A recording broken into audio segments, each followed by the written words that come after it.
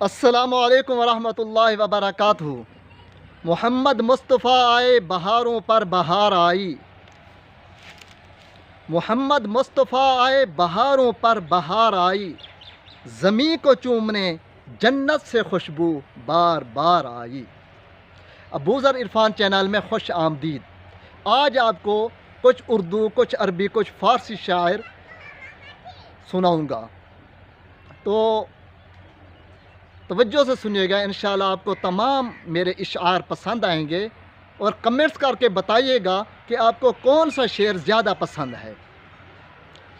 خدایا جب تک میرے جسم میں جان رہے، خدایا جب تک میرے جسم میں جان رہے، تجھ پہ صدقے تیرے محبوب پہ قربان رہے۔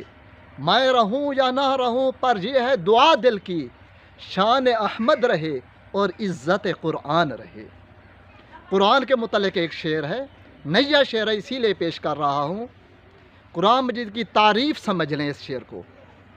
ایک سمندر 30 جزیرے، ایک سمندر 30 جزیرے، بکھرے ان میں موتی ہیرے، جو بھی ان کی سیر کو جائے مفت میں موتی ہیرے پائے۔ اور وہ شعر تو آپ کو آتا ہوگا، وہ زمانے میں معزز تھے مسلمان ہو کر، وہ زمانے میں معزز تھے مسلمان ہو کر، اور تم خوار ہوئے تارک قرآن ہو کر۔ اگلا شعر ہے، اس نسبت پر میرا فخر بجا ہے، اس نسبت پر میرا فخر بجا ہے، جو میرا محبوب ہے وہ محبوب خدا ہے۔ سبحان اللہ۔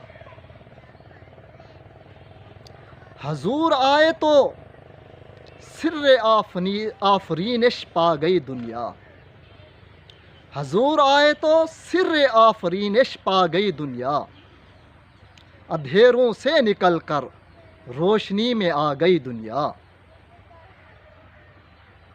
اے جنت تجھ میں حور و قصور رہتے ہیں، اے جنت تجھ میں حور و قصور رہتے ہیں، میں نے مانا کہ ضرور رہتے ہیں، پر میرے دل کا طواف کر اے جنت، میرے دل میں حضور رہتے ہیں صلی اللہ علیہ وسلم۔ اور خوشبو ہے دو عالم میں تیری اے گل چیدہ، خوشبو ہے دو عالم میں تیری اے گل چیدہ، کس منہ سے بیاں ہوں تیری اوصاف حمیدہ۔ اگلا شعر، وہ دانائے سبل ختم رسل مولائے کل، وہ دانائے سبل ختم رسل مولائے کل، جس نے غبار راہ کو بخشا فروغ وادی سینا۔ نگاہ عشق و مستی میں وہی اول وہی آخر، وہی قرآن وہی فرقان وہی یاسین وہی طٰہٰ۔ عربی شعر، ما مدحت محمدم بمقالتی، ما مدحت محمدم بمقالتی، ولیکن مدحت مقالتی بمحمد۔ اس کا مفہوم یہ ہے کہ میں اپنی بات سے، اپنی تقریر سے نبی کریم صلی اللہ علیہ وسلم کی تعریف کا حق ادا کرنے سے قاصر ہوں، البتہ نبی کریم صلی اللہ علیہ وسلم کے ذکر مبارک سے میری بات کی کچھ ویلیو بڑھ جاتی ہے۔ سبحان اللہ۔ حضرت حسان شاعر رسول تھے رضی اللہ تعالی عنہ۔